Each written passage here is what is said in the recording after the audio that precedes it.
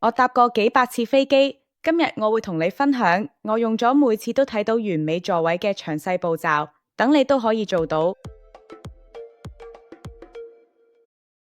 如果架飛機係3對3座位排列，我會喺左邊接近機尾嘅走廊位；如果係大飛機，座位係343或者333排列，我會喺中間排喺走廊位。無論飛機座位點排，如果航班少過3個鐘，我就會喺左邊嘅窗口位。而家我會講下點解我會佢哋，仲有你點樣可以用同一套詳細步驟，幫自己下次飛行揾到最啱你嘅座位。首先，我哋要睇下我哋有咩選擇，睇下你航空公司個 app 或者電郵確認信，揾下你搭緊咩型號嘅飛機，上面會寫住類似 Boeing 777-200嘅字眼。之後去 Aerolopa 網站睇翻你搭嗰間航空公司同埋飛機型號，就可以揾到你班機嘅座位圖。呢個係免費工具，會提供大部分主流航空公司嘅詳細座位圖，仲有啲好有用嘅提示，話你知邊啲位最好，邊啲位最差，全部都係針對你搭嗰架飛機。而家要揾到最好嘅座位，我就會用排除法。我哋一齊睇下座位圖，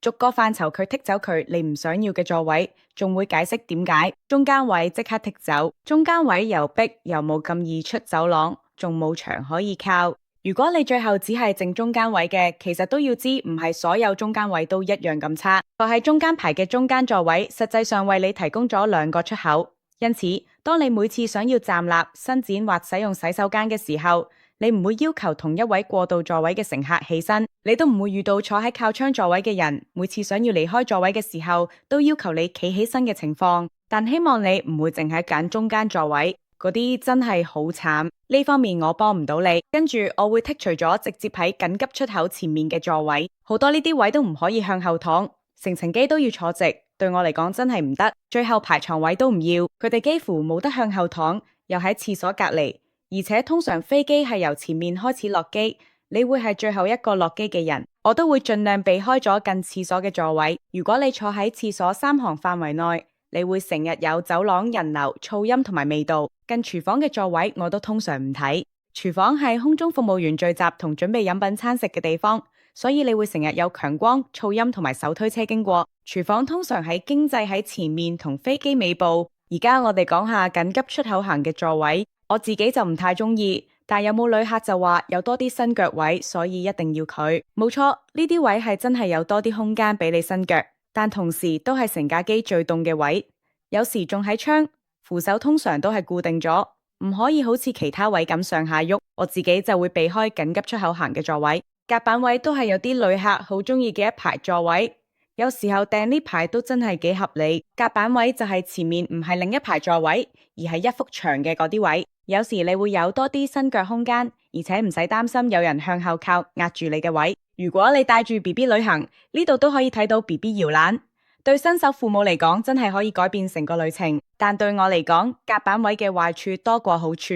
你睇得嘅座位底下擺咗餐台，通常係裝喺扶手入邊，而且好多時都好唔穩陣。如果你坐中間嗰排，基本上你冇伸腳位，就變咗做其他乘客過通道時嘅行路位。而家你已經剔除咗飛機上最差嘅位，下一步就係點樣喺剩低嘅位度嚟到最啱你下次旅行嘅好位。如果你想落機快啲，特別係你轉機時間好緊嘅話，就喺經濟嘅前面嘅位，因為落機係由前面開始。如果你坐飛機會緊張，最好雞翼上面睇位，呢度係成架飛機最穩陣嘅位置，你會感受到最少氣流。如果你想隔離有個空位嘅機會大啲，可以考慮咗飛機尾1/3嗰啲位。經濟喺前面睇位，通常最早坐滿，所以如果班機唔爆滿，你坐後面睇位就有機會隔離嘅人，甚至成排都得你一個。假設班機唔爆滿，我都係中意坐喺機喺後面1/3，因為通常真係冇咁多人。不過另一方面，你要知道離開機翼越遠，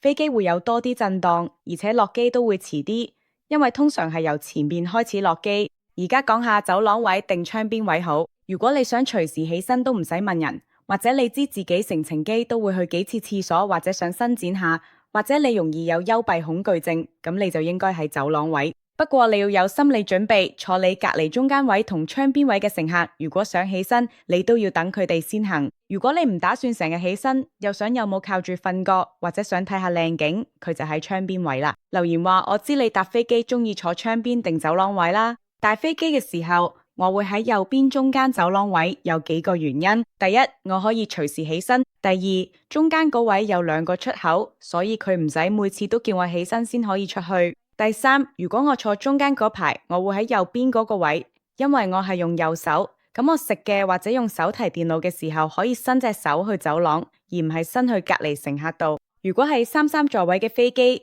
我都會喺左邊走廊位。原因都一樣，我可以隨時起身，又可以伸右手去走廊。如果係3個鐘頭以內嘅短途機，我最中意嘅窗口位，因為我大概唔會起身多過1次，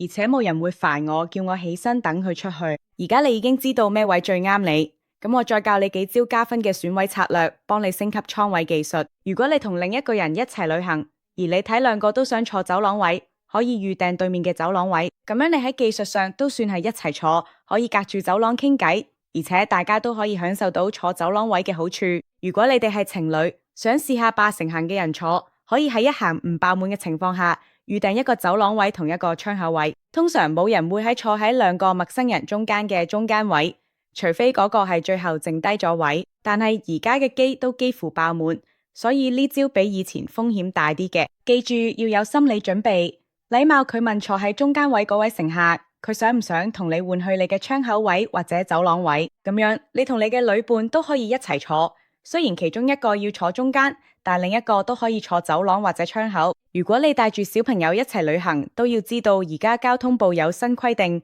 航空公司要免費安排13歲以下小朋友同家人坐埋一齊。所以如果你只係想同小朋友坐埋一齊，唔介意經濟喺邊個位，就唔好特登俾錢嘅位啦。呢樣嘢已經包咗喺機票入邊。另一個小貼士就係，有時你可以喺網上辦理登機手續嗰陣免費床位。好多大型航空公司，好似聯合航空、達美同美國航空，都會喺起飛前24小時網上辦理登機手續嗰陣，俾標準經濟嘅或者以上嘅乘客免費床位。我通常會喺手機 set 個鬧鐘，啱啱起飛前24小時，因為就係嗰陣時可以開始辦理登機手續。網上辦理登機手續期間嘅免費床位係先到先得，所以你要睇登機手續一開放就即刻上網 check in， 佢先可以優先睇到仲有咁靚位。仲有一樣非常重要，佢哋要知之前有冇傳聞同埋醜聞話佢航空公司會特登安排乘客坐喺最差劣嘅位，目的就係想逼你俾錢嘅位，換取更好更靚嘅座位。呢個就引發咗一個叫做登機手續鬥遲嘅潮流，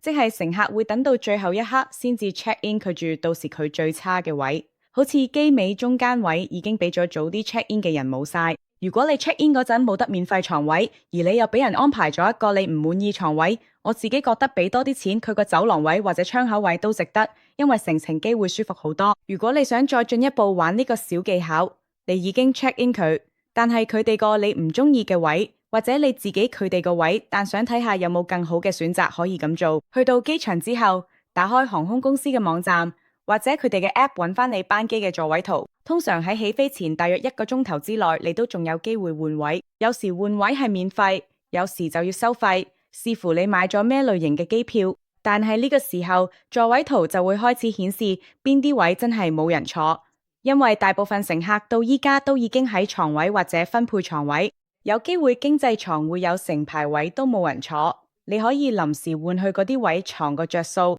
提你一聲，如果你喺機場查座位圖，用緊機場 WiFi， 記住唔好去保護佢上網。我今次同 NordVPN 合作，因為你喺機場唔只要小心實體盜竊，仲要提防網上安全問題。公眾 WiFi 網絡一向都係黑客揾人偷個人資料嘅熱門地方，所以我每次用機場 WiFi 之前，都會用2秒鐘連接 NordVPN， 只要一 click NordVPN 就會加密你所有網絡流量，黑客就冇可能睇到你嘅密碼、信用卡資料，或者任何你哋個人同財務資訊。一個訂閱仲可以保護多達10部裝置，包括你嘅手提電腦、iPad 同電話。佢哋仲有30日退款保證，你可以買咗試足29日。如果你唔中意或者覺得唔值，都可以攞翻晒你嘅錢。你今日去 nordvpn.com，Megan 就可以睇到 NordVPN 獨家優惠，仲送多4個月免費。如果你想要更多搭飛機嘅 tips，記住要睇下而家畫面上面呢條片。連結我都放咗嘅影片描述度，入面會拆解咁簡單，但又可以改變你搭飛機體驗嘅小貼士。下次搭飛機前你一定要知，記住嘅訂閱制，咁你就可以同我同 Ollie 每個星期一齊返嚟學多啲旅行貼士同小技巧。我哋下條片見啦，拜拜。